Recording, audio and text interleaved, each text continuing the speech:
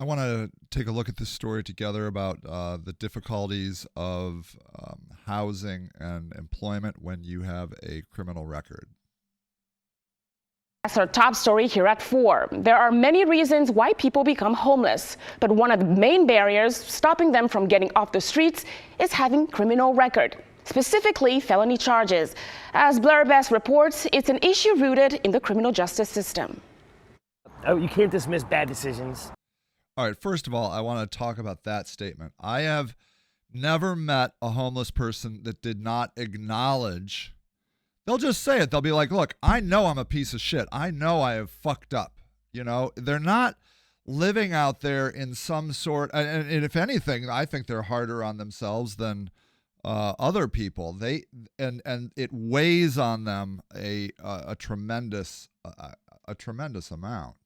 Survival. I thought I was going to prison for sure this time. Oftentimes a full-time job when living on the streets. I got my wife here in the tent, and But doing it without the hope of ever finding work and leaving it's a cycle. It's a downward spiral. makes it a whole lot worse. It's because I have such an extensive criminal record. It's almost impossible for me to get a job.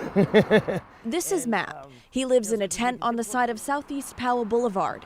He's faced 11 felony charges for manufacturing, distribution, and possession of marijuana and cocaine. The most recent arrest I had was actually not that long ago. The first two charges were filed in 1998, 4 more in 2001, and 5 in 2017. Honestly, I don't.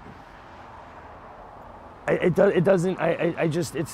been so long. I've had those felonies on my record for so long that I don't even really think about it anymore. If we want our communities to be safe and for people to live safe, stable lives, they have to have a second chance. A second chance for people like Matt is what Shannon White is fighting for at the Partnership for Safety and Justice.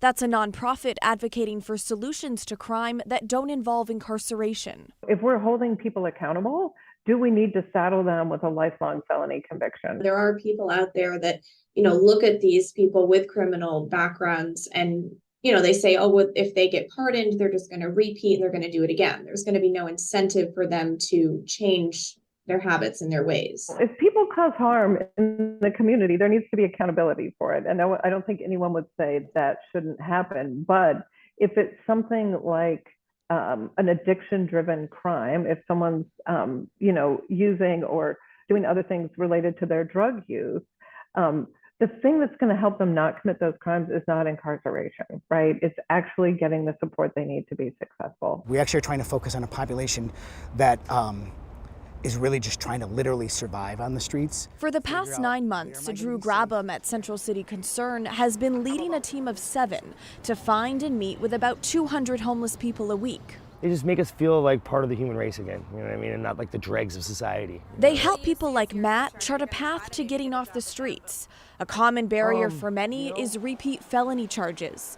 The consequences range from prison to jail sentences, fines, potentially losing the right to vote, and being denied professional licenses, which can prevent people from qualifying for housing or employment.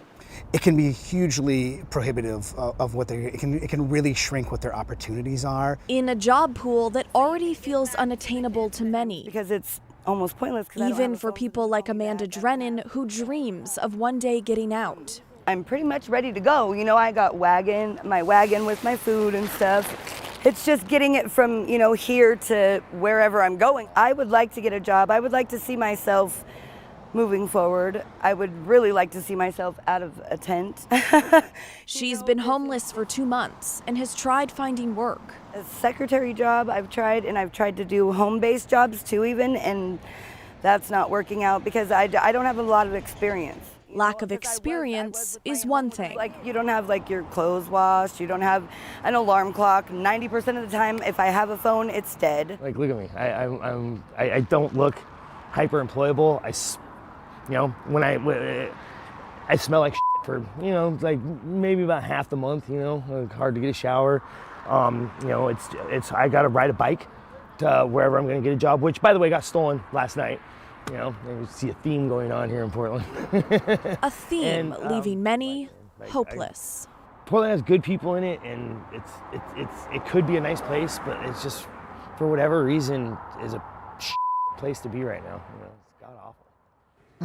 Now, as for those outreach teams working with the homeless, they need more funding and staff in order to keep up with the increasing number of homeless people on our streets.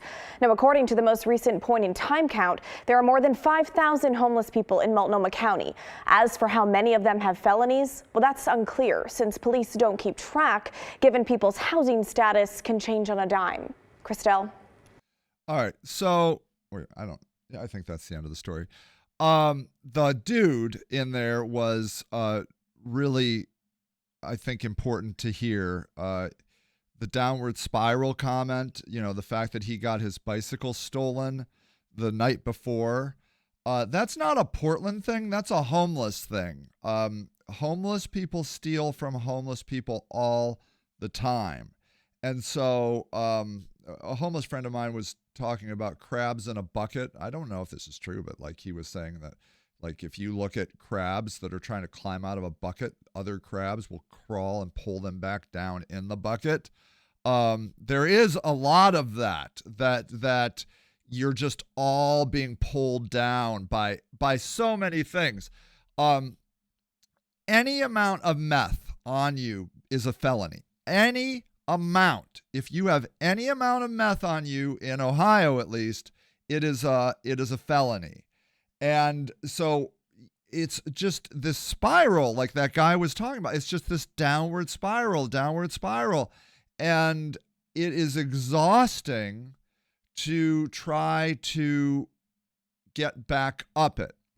And the people that I want to talk to here are the people that are, kind of judgy of this community. It's irrelevant what I think of that. You can hate these people all you want, but you hating them doesn't fix the problem. And you're just going to hate them more. And I guess you're like, well, it doesn't really affect me. I can just hate them and ignore them. I don't run into these people. I see them on the street corners begging for money, and that kind of creeps me out, but that's about it. I live in my little enclave of wealthy people that look like me, and that's it. But that's not true. This is a drag on all of society, and it is pulling us all down, even if you don't see it. So, and then the newscaster lady, she's like, they need more funding. No. That's the liberal agenda of they need more funding. Portland has so much money. They need to break down barriers, man. Zoning is brutal. The ideas for how a person can live successfully are super razor thin. These liberal ideologies of homelessness, they'll say, you ask any of these liberals, just swing a cat and ask them, what solves homelessness? A house. Bull fucking shit, a house. I'm dealing with a woman right now who is getting evicted because her landlord moved to some sort of online rental payment thing, and she can't figure it out.